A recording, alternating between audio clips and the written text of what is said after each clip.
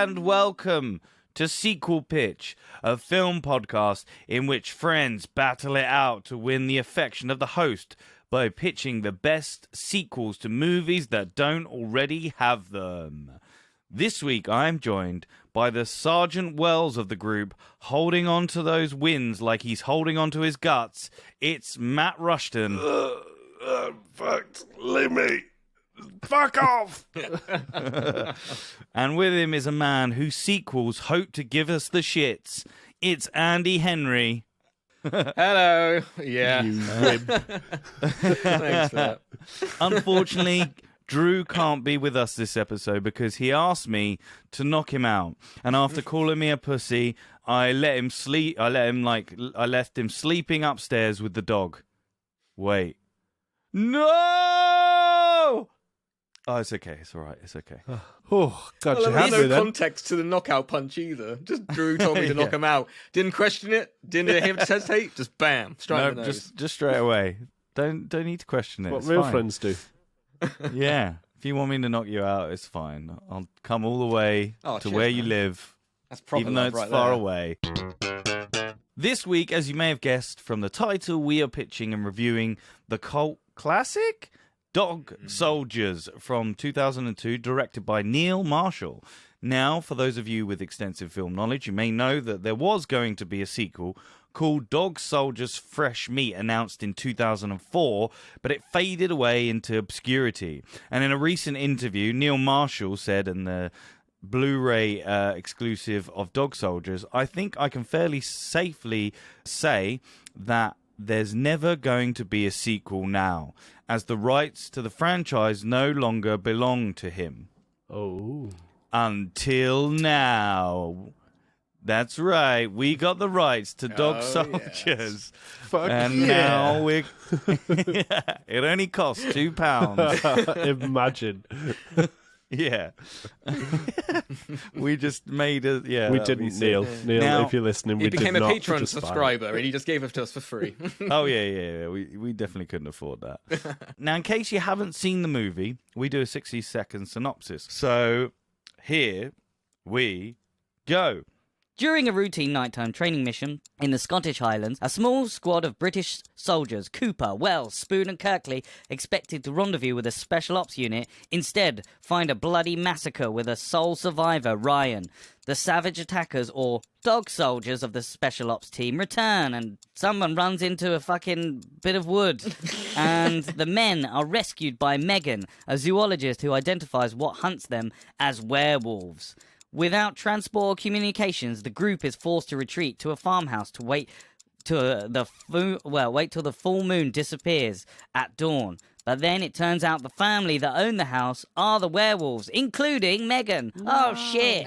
They have a massive fight. The whole house blows up with the tiniest bit of gas, and none but Cooper and the dog survives. Then during the credits, there is a headline that reads, "Werewolves ate my squad," in a small column overshadowed by England beating Germany. It's not just a game. Yeah. Yeah. So there you go. That was a quick one. I just thought, Smashed well, it. not really much happens apart from they go to a house and there's dog soldiers. Yeah, basically, yeah. What do we think? Matt, let's go with you. You know, you can't help but love this movie for, like, a reason that you don't quite know. Like, Yeah. I watched it and I'm like, I like oh my this God, movie, I this don't is know so why. painful. It's so painful, but I really, really enjoy it. And I don't know why. Yeah, that's fair. What do you think, Andy? Do you agree? Yeah. Oh, definitely. For a movie that is basically they turn up and get hunted by werewolves, it's great. It does everything a big A blockbuster, big budget movie wants to do, but in a B movie. Yeah. And you have like nice, likable characters that they don't go too much into. You just kind of instantly Hate like every them. one of the And a nice, fuckers. easy They're plot. all knobheads. No, they're all Yeah. fine. You don't like. I don't hate them. They're I'm all gonna the be like, biggest yeah. cliches in British Army history. Like, No, what can they're we do? like- oh, we'll make the Spec Ops guy the dick, and oh, we'll make the woman a zoologist who's actually a werewolf. Surprise! is. And every yeah. one of the squad is just like the biggest cliche, even to the point with their names and their personality traits. Oh, he likes football and he's loud. Oh, But that's the point. Yeah, but that's the point. Like, Oh, the only thing you know oh, about that guy. That's it. The only thing you know about that guy is he likes football, and that's all you kind of need to know in this. I can't like someone I don't know nothing about. You relate to him. You want England to win as well, don't you? Oh, no, I fucking hate England. I tend to agree with Andy a little bit. Like, I think they do make the characters a little bit one-dimensional, but it seems to work. I don't know why. It's very on purpose. Like- They just go, boom, is all the really little information you need. And Yeah. then because Coop's the main guy with the story and all that lot. But the side characters you don't really need to know because you're pretty sure at least 9. How many are there? 4. At least 3 of them are probably not going to make it. So I went on a massive journey with this film. So when I first watched it, when I first sat down to watch it, I was in Orlando. I was like sitting there. I wasn't really paying attention, and I didn't like it. But then after seeing it, and during the last half of the film, I really started to get into it and got into the ridiculous nature. Now, because I watched that, quite a while, not a while ago, but like about 5 days ago. Then I've had time to digest it, and then doing the synopsis and stuff, I was like, actually, this is ridiculous, but really funny. Like, Yeah. and there is elements that I didn't like.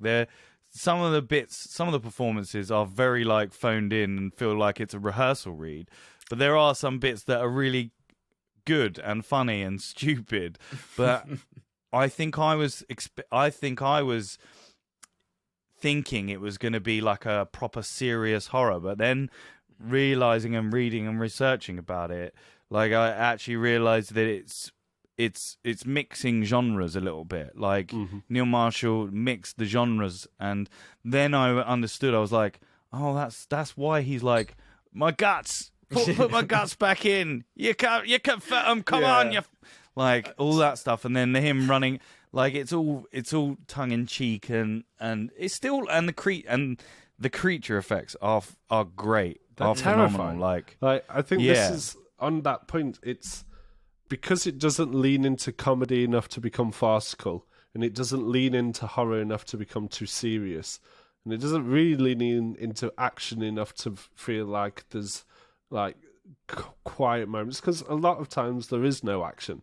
So a lot of times they're just in the kitchen, like, because it never really commits to a certain genre, it actually works so much better, because you're kind of always just sat like, I don't know what I'm watching. Like, is this meant to be a farcical comedy? Well, I guess that makes it sound like it actually makes you sit wonder what you're watching, but you do, but in a way that you're entertained and you don't stop watching. Like, I was kind of sat there and I had my emails open and whatnot. I ended up just closing everything and watching it. Pure enjoyment. Well, you boys not watching the movie. Well, no. Like, Doing I'm other watching things. it, but like I've got other things to do in my life as well. And then because I've seen the movie enough times, like I've seen it before, but I kind of like I'm just going to remind myself of it, and then I end up just purely engrossed in it again. And it's certainly not Pertwee's performance. It's not Liam Cunningham sat there as the ultimate bad guy. Like, I don't know what it is, but I'm loving every moment. Maybe it's the sheepdog. Maybe it's that beautiful dog that just keeps fucking up every time. I think that's exactly it. I think the creature effects really drove it home, and it felt to me, like I said to Drew and I said to you guys on our WhatsApp group, it felt like the British Predator. Like, it felt like a British version of the Predator. Like, you've got a squad of people trying to take on, it's multiple dog soldiers, but this unbeatable thing, and they get picked off one by one. And I think they really, like, once I said that out on the group, I was like, actually, that is it. It is like a British Predator on a lower budget. And once I got that, I was like, oh, this is actually quite fun. And I probably would rewatch it now with that in my mind and think it's silly. There are, like, do they need the beginning scene where he's got to shoot a dog? Like, well, the thing is, I think what's interesting when you boys are saying, like, it's going between genres and stuff, like, the very first scene is, like, the camping trope to a couple camping, and something's just about to get frisky, and then they get attacked by this mystery beast, and that's a little funny, a little serious, a little, it's definitely saying like, don't take this movie seriously. And then the next scene is Coop running away from his troop and then being told to shoot a dog. Yeah. So you get this, you kind of like get into the movie going like, oh, it's cheesy, but it's trying to take itself obviously a little bit serious. And like this, they're trying to maybe make the scares serious. And then you get kicked in the balls with this next scene where you're just like, oh shit. And I love it how he does that. I like how that scene is literally like, I'm establishing that I am evil and I am an asshole. Also pointless because at the end, he says he was like, I'm not going to shoot the dog, and then the guy's like, right, you're not going to be on my team, the team that I'm only making to make bait for the werewolves. Isn't that right? So why does it matter if Coop shoots the dog? No, I thought the other team were the werewolf. I can't remember. I don't know. There's so many bits. I swear he was doing the team baits. to get them to be bait, basically. So Ryan or to wanted take, the well, not to be bait, to take down the werewolves, but also, I guess. I think he wanted to have a crack like to capture the werewolves, and then eventually he realized that Cooper was shit. So then he just put him to the bait people. Because they were going to use these spec ops Beta to like squad. fucking capture the But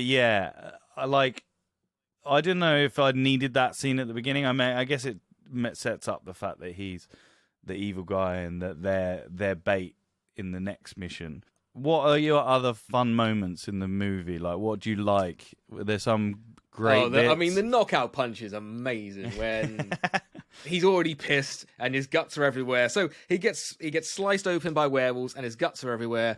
They wells, and they take him into a house when then they get the werewolves attacking. And then the dog either bites his guts and has a tug of war of his guts, or the bandage. But if it's a bandage, okay, because it's covered in blood, obviously. Yeah. And obviously, like Wells is going, "You fucking dog, get the fuck off me!" and all that lot. And I'm like, is this actually his intestines? Is this not a little bit too far? His intestines is being pulled out. That's what I want to believe. Yeah. I was like, it does kind of maybe look a little bit like bandages, but also it could just be intestines stretching. Which I'm like, oh my god, how is he still alive? Just now, and now that's all I want it to be. Yeah. Oh.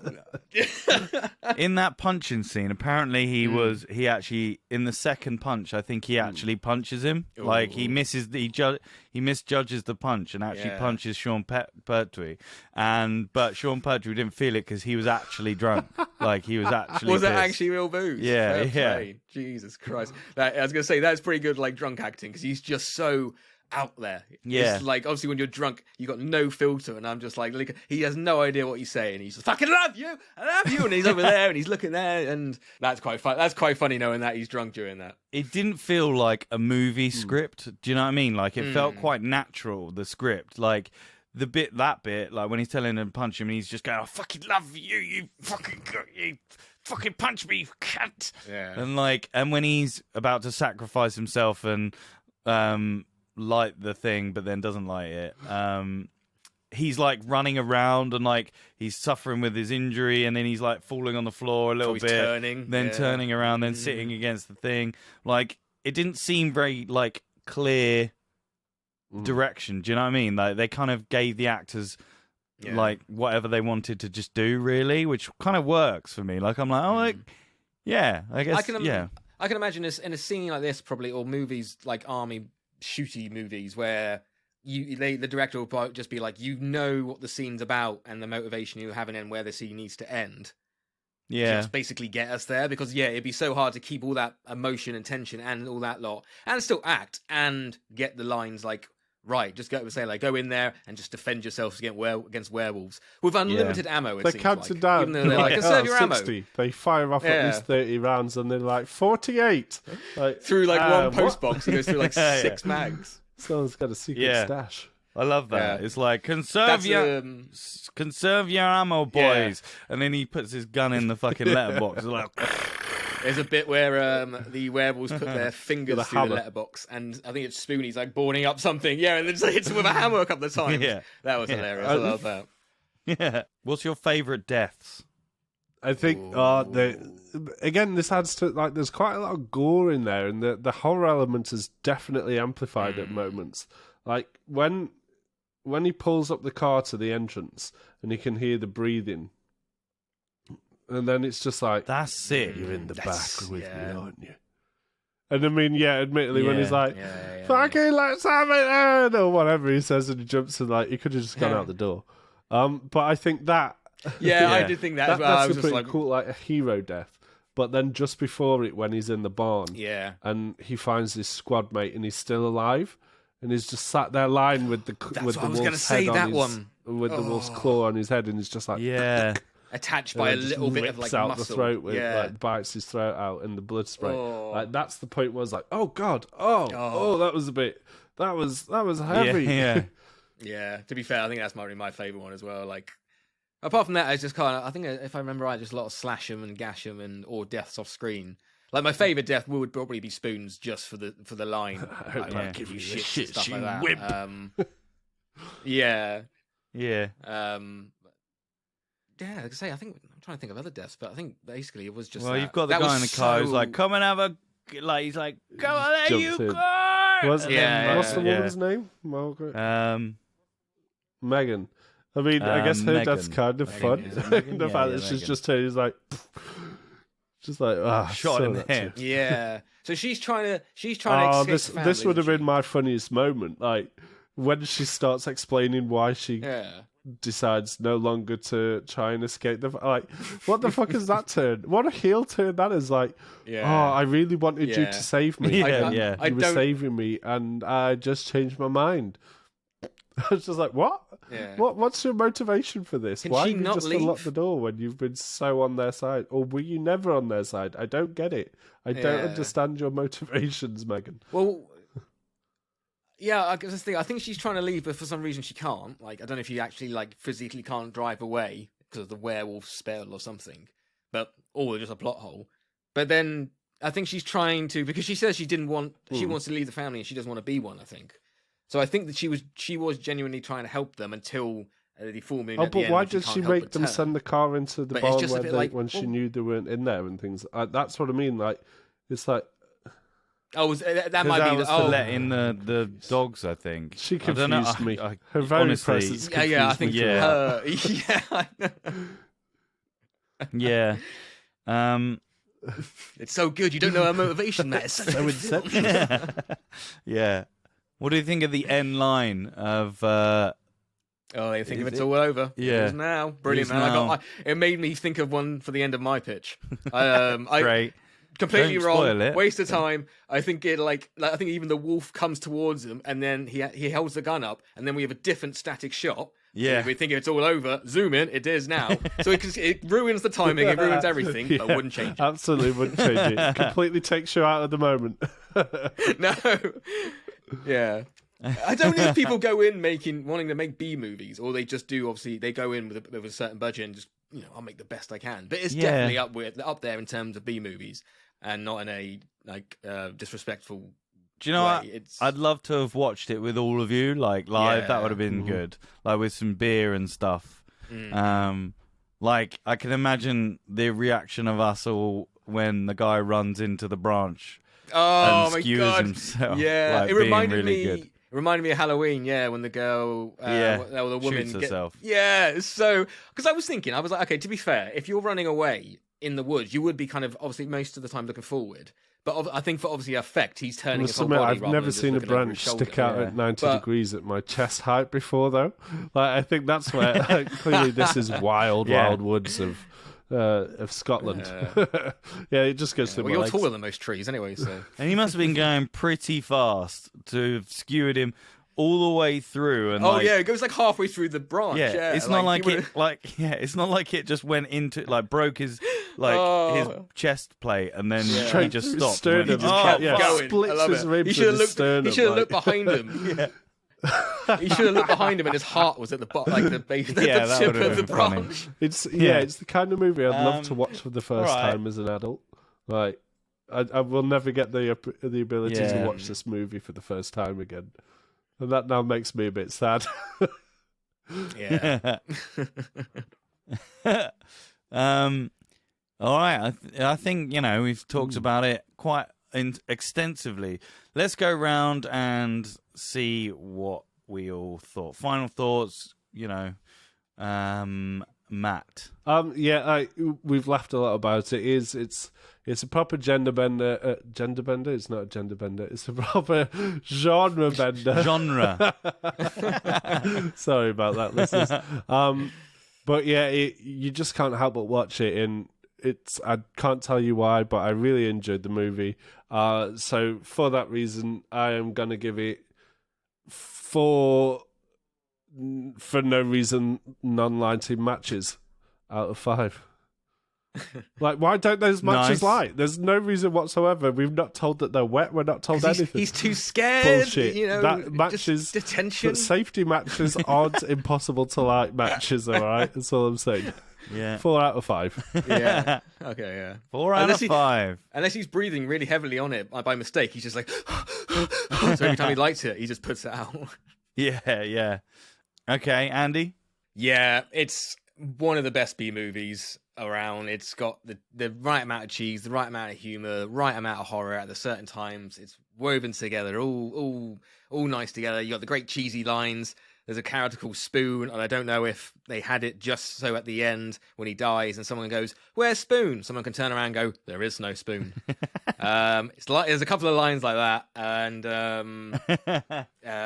there's a bit where I think it's a werewolf or something. He's got a sword and he's pushing it down Cooper's shove it in Cooper's mouth. He's holding it with his teeth, and you hear the screeching. There's like certain points like that where you're literally like, the death Matt was talking about. You are genuinely like, oh damn. Yeah. And then sometimes where you're just laughing so much, the knockout, and then I don't know if you think he's gonna wake up, but he does. And he goes, "You fucking pussy!" Like give me a proper knockout, and then he does. I'm gonna give it 4 werewolves using shotguns, because at one point a werewolf steals a shotgun back and then uses it.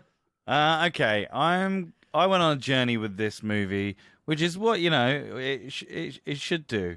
When you actually watched it. Yeah, when you actually watched it. I agree with all what you said. It's very much a genre-bending film where it doesn't specifically stick on anything, but it sort of works when you understand that it's not taking itself too seriously in each of the genres. And once you've done that, you have a lot of fun with it. And for that reason, I'm going to give it 4 letter openers. I think it's a letter opener to the chest. Yeah. Out of 5. Or, 4 explosive houses with a tiny bit of gas. Or 4 glue your insides back inside your body out of 5s and not suffer from fucking blood loss, shock. He's turning Oh werewolf. my god, he's turning werewolf an hour and a half later. Yeah. Yeah, so I give it 4 out of 5. So yeah, there we... What's wait. that? Do you guys... Wait, what? That noise? Yeah. Wait, let me just look at... I'm just going to open my window, hold on.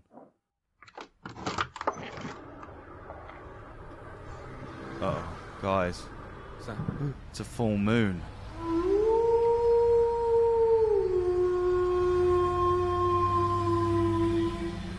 Hello, everyone. I am a werewolf now. It's lovely to be joining you from outside Ross's window to say that I love this movie. I have many, many, many fond memories of it, primarily because my brother was an army cadet and subsequently became a soldier, and there is an entire generation of men who may have now left but have been in the British Army for the last 20 odd years, whose entire persona as soldiers was crafted by this movie.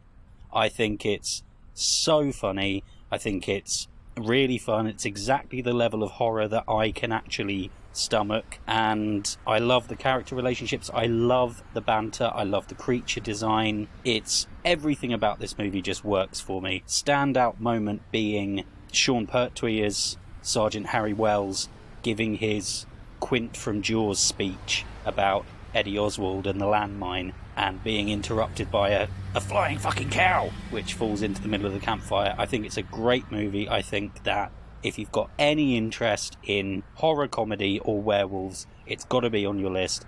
It's 4.25 flying fucking cows out of 5. Oh, God.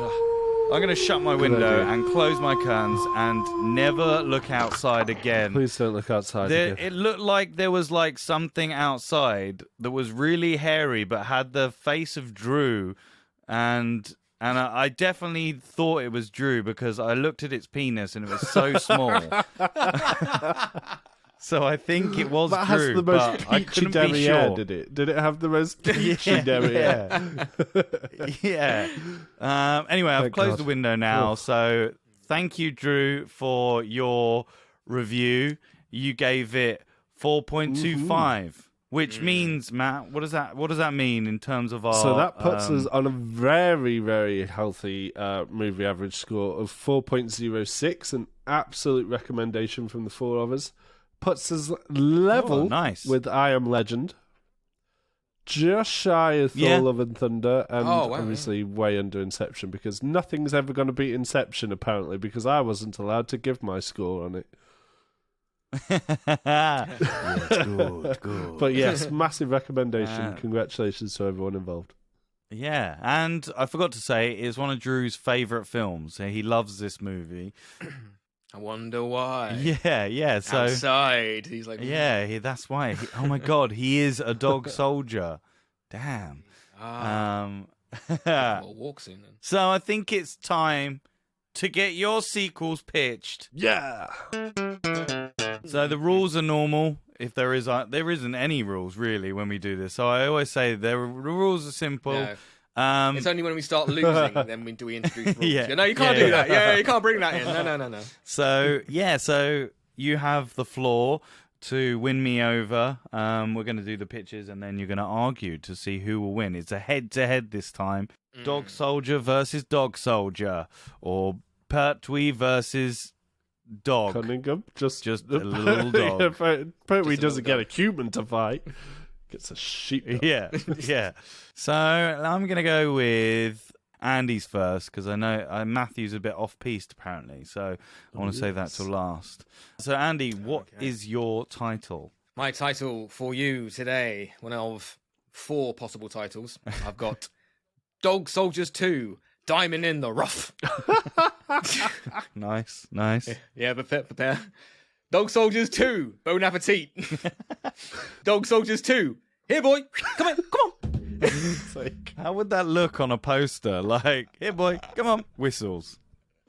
In brackets, whistle. Yeah. It's here boy, whistle, come here. And then so you got to say it to the ticket operator. You got to go 2 tickets for Dog Soldiers. Here boy, Yeah. But I'm gonna go with Dog Soldiers 2, Unleashed. Nice, Clever. nice. Like a That's good. That's a good title. So, failing to convince the world that werewolves exist, Coop and his neglected family go on holiday to reconnect, but it seems Coop just can't seem to escape his past. Oh, damn werewolves! Back again. All right, so we start a few weeks after the first film, and Cooper's doing the TV rounds, trying to convince everyone the truth about werewolves, but no one believes him, and soon he's a laughingstock, and we see maybe memes popping up on screen and stuff.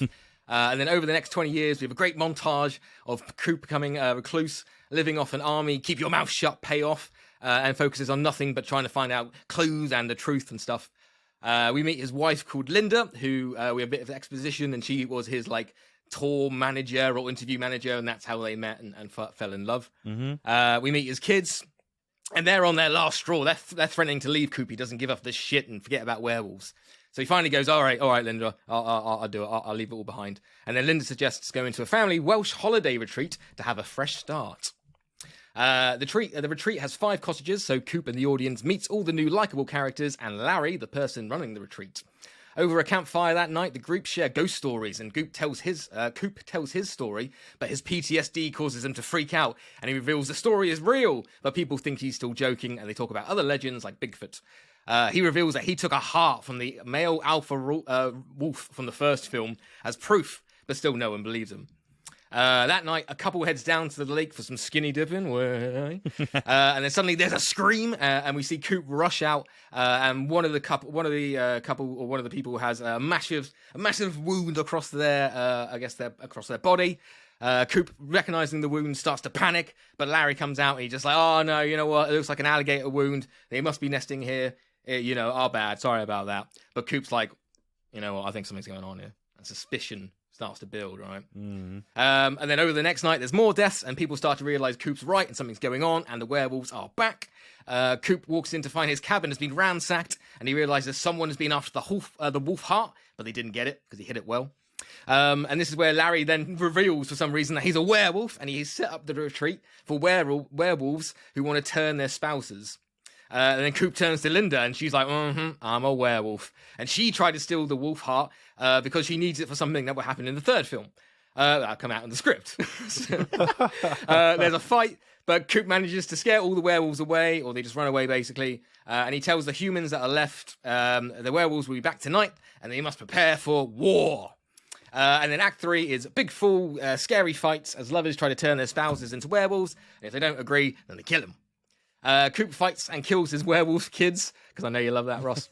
And then fights his wife and finds out the werewolf experiment originated in the English government, who are all werewolves, by Linda's scientist mother. And then maybe with some exposition about the family in Scotland or something actually were maybe like innocent in all this and they try to run away. I don't know. We'll leave it up to the script writer. But over the years, the government have perfected the wolf gene experiment, and they've sent werewolves to Northern Ireland, Scotland, and Wales to turn everyone werewolf so England can take over the world. Yeah! Brexit! Linda eventually bites Coop, but she starts to die. And Coop reveals that when he was in hospital after the first film, surgeons used silver titanium alloys in surgery, and the silver is actually keeping the wolf DNA at bay. Maybe he turns, maybe he can control it. Maybe maybe he's Jack now and he's super fast, But basically, he's got the DNA. He's the $1 million man, basically, yeah? Yeah. But slightly more hairy. Coop then kills Linda and kills any werewolves that are standing. Then he vows to end werewolves once and for all. He looks towards the English Parliament on the horizon and says, "The House of Commons is about to become the House of Pain." And we cut to black and then credits. I love it. I love that they've managed to travel in one night. In fact, no, I didn't even hear them travel. They're in Wales and they can see the Houses of Parliament on the horizon. It's also night as well, and you can see the Parliament. That. Yeah, it's like lit up. It's lit up as it normally would be, and he's like, "I see you, motherfuckers." He uses a werewolf vision that can somehow zoom miles and miles and miles. So, a few things that I picked up. Not really questions, just things that I like because, a 20-year montage. I really like that. A 20-year montage. How long is that going to play in the film? Probably about 20 minutes. a minute a year. Yeah. But basically, a lot of the time, he's just kind of like looking through books. So it's just him growing a beard. The Radio Times. I really love. Yeah. His wife coming in, he's like, "Nah, fuck off," and he's like, "Oh." Neglecting his kids. I really like Larry is a lovely Welsh name. Thank you. That you've got there. That was good. Also, alligators are in Wales as well. So the alligator Wales. Yeah. That's right. Hey, you don't know. Welsh You alligator. don't know there's not alligators in Wales? They might do. I don't know. Also, so Linda is a werewolf and has been a werewolf for ages, yeah? Yes. And has always tried to steal the heart of, has wanted to steal this heart. No, she didn't know. Oh, okay, she didn't know. Until so she tonight. just happened to be a werewolf and went out with this guy. Mm-hmm. Did she ever tell Cooper about the fact that he knew about werewolves? Because she must have seen the newspapers and stuff, right? You asked for a pitch. I give you a fucking pitch, right? Just don't ask for any I questions. just wondered, that's all. Okay. Okay. No, I she doesn't. She's just teasing. She likes his smell, so she doesn't do anything. Oh, okay, She's all right. just like, oh, I'll keep What at does bay. she And do so when it's Larry is- quoting Megan that time of the month every month? Meaning when it's a full moon? Yeah. What does she do for 3 nights? Yeah. For 20 years. Anyway, this could be in the argument. You can do this in sorry. the argument. Well, that's how he does it. That's how he doesn't know, because he's neglected her for 20 years. He doesn't realize she could be in the background being a werewolf, and he wouldn't know. Also, Larry, just to get the story right, he's created a retreat to turn the spouses into werewolves. Yeah. Okay. Yeah. So she wants. He's a nice guy, and she's just like, I want to turn you, and I don't want to attack you. I want this to be a nice thing, so I'm going to take you away to this nice retreat where we're supposed to do this. And he's like, fuck no, Okay. I'm going to kill you. All right. Okay. Thank you, Andy. Thank you. I'm sure Matt is writing down. I'll hold for a pause. Like dog. Yeah. Good. That was a good one. Good one. That's probably the worst one. Reverting back to his notes. Yeah. Take that one off. through my Take pages. that one off. That was Right. a fail. I'm sure Matt has got some things to. Well, I to thought argue mine about. was the off-piste one, but hey ho, British government and all sorts. Fuck, how am I going to compete with that? Yeah.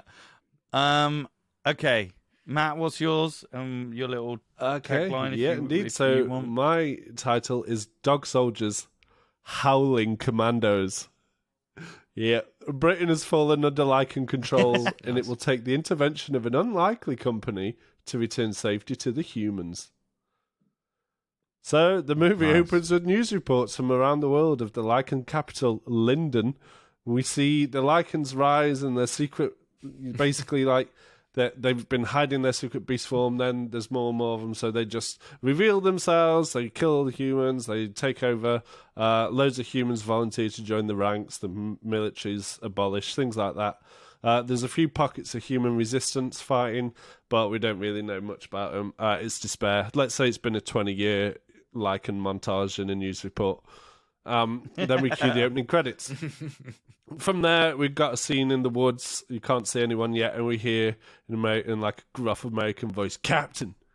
And then we see the back of this dashing, blonde-haired giant of a man whose muscles are gleaming in the sunset. And of course, he turns out, and it's Chris Evans. He's there with a ragtag bunch of US troops loitering around. They're clearly a mismatched unit, and they discuss their next mission. It's Operation Wolfsbane. They're in the woods of an unknown location. They go hunting. What are they hunting? Turns out it's just done in a training movie, like montage, just like the first movie. They're hunting Wolf Squad, which is another US troop unit. The problem is, though, Wolf Squad are quite good, and these guys are shit, and they can't work well as a team together. They get ambushed, and they're marked as KIA. Basically, just Act 1 is all about showing how shit this team are working together. Captain is in fact a joke term for Chris Evans' character, because he thinks he's in charge. He's probably a bit of a prep boy, and no one listens to him. There's 7 in this unit in total. There's Chris Evans as captain. There's Boots, played by Michelle Rodriguez. Bag and Tag, a double act for The Rock and Kevin Hart. There's Tails, played by Anna Kendrick, and she's the one, of course, obviously being quite dainty. She doesn't look like she fits, but in fact she's a nutter. Sniff, played by Evan Peters, who's a very twitchy character. And Mute, played by Simu Liu, who doesn't necessarily speak, although obviously using that trope there, of course he can speak and fully understands English later, and he just can't believe that this is the squad he's stuck with. The basic premise: this bunch of arseholes gets sent to Britain to purge the Lycan numbers, armed with a bunch of new age tech weaponry. We're talking like Gauss rifles, laser rifles, anything you can get in the game XCOM that you research, they're equipped with that, but it's not alien tech. This is just Elon Musk. Elon Musk is now in charge of the weapons division of America or something. It's science. So they do a load of killing during the nights when they're in England. and they're killing all the Lycans because they can obviously spot them because it's a full moon. But then they have to hide out in the day because they don't know which humans are werewolves. Obviously, most of them are probably werewolves, and it's hard to know which are which. All the while, obviously, there's reports getting back to Werewolf HQ, to Linden, that there's a unit out there massacring werewolves, and they start to go to hunt them. There's always battling for leadership within this squaddy team. We're seeing constantly all these character flaws that are shown throughout. But of course, there's that glimmer that perhaps during the tent system moments, there might be a unit forming. Nah, it's just Captain and Tails. They start having feelings for each other. That could come back to bite them later, eh? The unit believe they met a resistance pocket one day who managed to make radio contact. However, it's an ambush by the Lycans in their human form. Sniff snuffs it, eh? Saving Mute. Turns out he's quite a nice guy. Mute speaks for his fondness of Sniff, and everyone loses their shit that he can speak and actually understands English. They've all been dicks the whole time. He calls them fucktards and he walks off. Mute then goes and gets bitten by something on the ankle. We don't quite know what. Can't see if it was a wolf or not. But he heads back to the group having a pee, having a cigarette, whatever, using tropes. And they go back to their established base. Of course, the bite on Mute is some like tracker toxin that the wolves have now got. And then at sundown, they get attacked by the werewolves. Bag and Tag die in the most awesome double-acty way. However, of course, if they'd listened to Captain's orders, they would have survived, that kind of thing. The rest just about escape. And they fortuitously meet some actual human resistance somehow. Who knows? They learn of the stray pack of Lycans as well, who just want to be helping out the humans. The Howling Commandos. And of course, they're then introduced. Kit Harington is there. He's the leader of the Howling Commandos with his second in command, his wife, Amelia Clark, by his side. No reference at all to any of the popular TV series that had them as weird lover relations. Anyway, we insert the epic boss battle scene with the remaining four and the Howling Commandos taking on the Lycan bosses. Mute dies, saving one of the resistance Lycans. He makes a comment that he prefers them to his unit. Boots sacrifices herself for Tails, knowing that her and Tails and Captain have got this love thing. Of course, then Tails goes into a blood rage, and she's just killing Lycans everywhere. And she nearly kills Captain in a blind rage, but Captain manages to talk her down with love words. They kiss in the middle of the heat of battle. It's that proper, like, slow motion. Everything's going on around them, but they're just in their moment. It's beautiful. It's tropey as hell. It's there. They survive. The Howling Commandos claim to be the new Lycan leaders, and they choose to live in harmony with the humans, and they're determined to set out new laws and diplomacy with the group they've been living close to, and they become the new government. Yes, there are a lot of references to cliche action tropes and classic action movies. This is a proper mashup action comedy, and you will vote for this one, Ross, the end. Okay. I have a question. So it's called the Howling Commandos, but they only come in it like right near the end. Yeah. Okay. Well, it's it's halfway through Act 2. There's obviously a lot more there. I've just given you the premise of what happens. Yeah, the script. Yeah, they have you're to not plan giving it all out. Yeah, I just give you the pitch, not the script. Yeah, Thanks, Andy, for not using my line. I know you were tempted at least 3 times in yours. But yes. Okay, and Kit Harington's the sort of bad guy, the bad guy. Oh no, Kit Harington's the leader of the Howling Commandos resistance. Oh, Lycans. the resistance. Yes, sorry, the good my guy. bad. Lycans. Yes, the good guys. Okay, and there's not much. Again, do you see? Obviously, if you were intending this to be a sequel, would you have enough character stuff there with all the other massive stars that you've got in it? Like, hell yes. This is all about dysfunctional, imagine Suicide Squad, the good one, like all that dysfunctional relationship stuff. They've probably like ex-cons rather than like actual US Army unit because, they're like experimental weapons division. We'll use a quote from the first movie. They're kind of ragtag. They're not meant to be overly liked, like in the first movie. Certainly not trying to establish any real fondness for any of them. Maybe Simu Liu, because he gets treated like shit. Maybe Tails we're digging for because she's tiny and she's Anna Kendrick, and who doesn't love Anna Kendrick?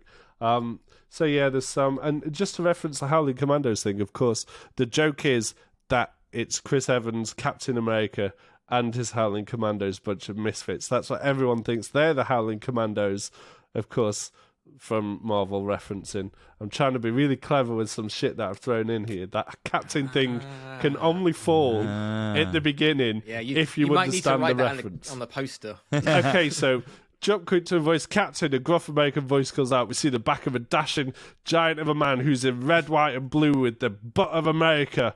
The ass of America is there. No helmet. He turns, it's Chris Evans, Captain America of the Howling Commandos. But he's not the Howling Commandos. There you go. That's how I spun it. Okay. And lastly, from hearing it, it sounds very similar to Predator. The literal movie that we did just like 2 episodes ago with the ragtag bunch of assholes. How would you make it a little bit different? Because it's British. And we meet it's not British. It's we got meet the entire British American resistance cast. faction. We get the British resistance faction. It's set in Britain. It's lichens, not predators, so it's wolves, so they're a lot hairier. You know, like I've made a point. My point at the end is, yes, there's a lot of references, cliche action tropes in classic action movies. This is a proper, like, I'm just going to pull favour from all those amazing films, homage them. Like you say, it's not. I was more thinking Suicide Squad for my tropey awkward team. Fine. But yeah, I get it. It's meant to. This is meant to be more on the comedy side of things. This is meant to not take itself seriously at all. It's also just pulling on, and like Planet Hollywood are involved. Sylvester Stallone's in there somewhere. Maybe he's one of like the leaders, the evil guys. Like, fuck it. This is just like, if I could make up a movie that is as fucking batshit crazy as I want it to be, this is what I'd want it to be. I like it. You've got to appeal to the US. If you want to make money, you've got to get the US audience watching. You're not going to get that with Dog Soldiers. This is true. Get Stallone in there. I like you're saying, like, get Stallone in there anyway. Like, he's holding up the boom. It's like, can't be in shot. He's like, oh, I'm here. Yeah. You see him in a director's chair in a really terrible video cut. All right, it's time to argue to win me over. So feel free to go at it and talk amongst yourselves. Argue. Go.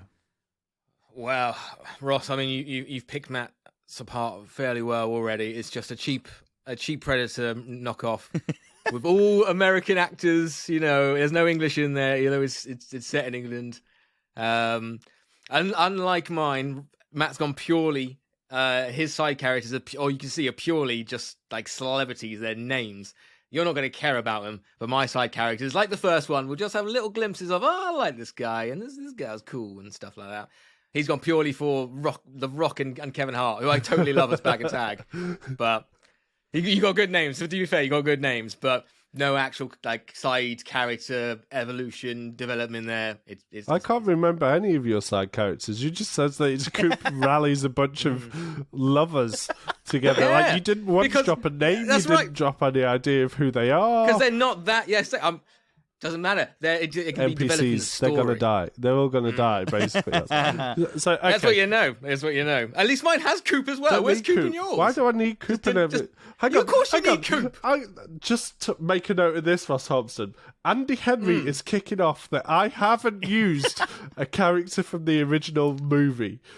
Andy, 9/10 of your sequel pitches have Different brand episodes. new casts. Different episodes.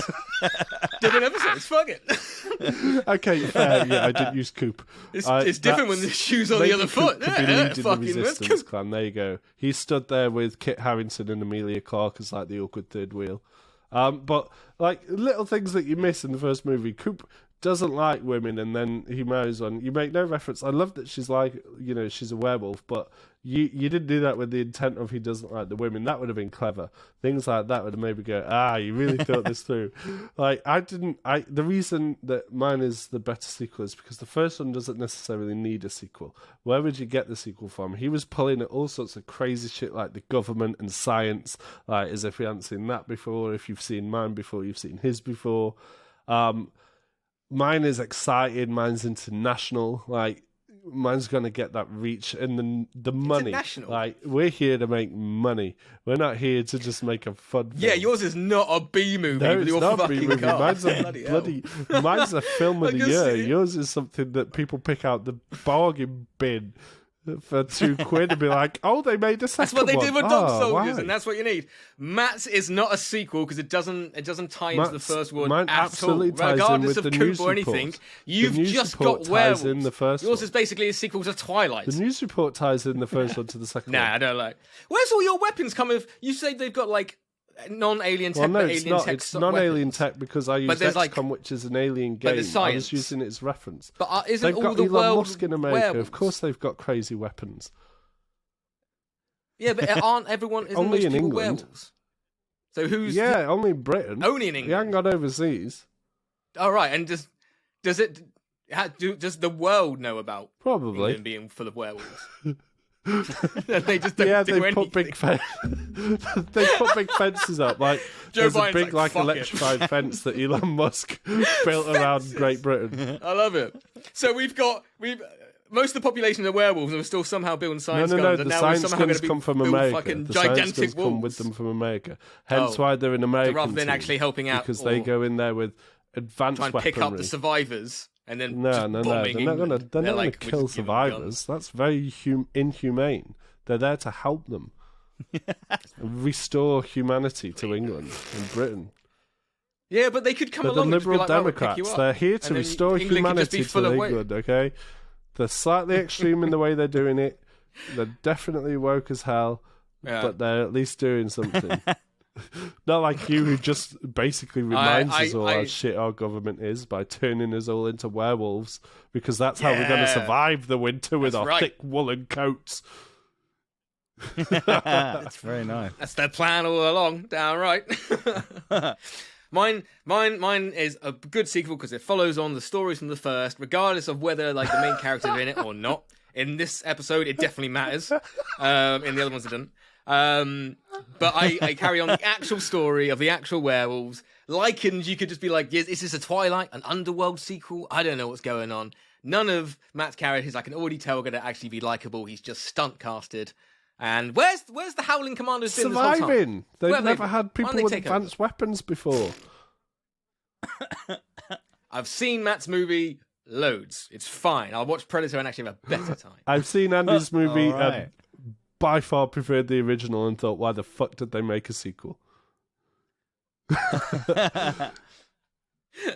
Matt, your background is obviously blurry and you just kind of raised your fist, but it looked like you gave me the Oh, finger. it worked this time. Oh, Okay. Oh, this is actually really hard. it's It's not. hard for all It's the wrong not. reasons, right? Right. So, yeah, it is. Did I mention you my end didn't. line as well? You didn't No, even go use for the it. last In the line. fight. Where's his end line? House of Commons Oh, is wait, about no, to you become did the give House us of that line. Pain. Oh, yeah, Sorry. yeah, that's Country black. Yeah, Oh, yeah, that is because you yes. could see the House of Commons from Can you Wales. imagine what the third one's going to You're be? not even going to look into Yeah. the Yeah. fucking Yeah, mess no, that caused. At night, he's got the moonlight. Obviously, so it's beaming directly down on Parliament. just on a hill. Just on a hill. On a hill, yeah. They don't know. It's made by some Welsh people. They don't know where London is. Okay, look. Andy, I like yours because you do continue on the story of Coop. However, and I do like the whole like little holiday camp.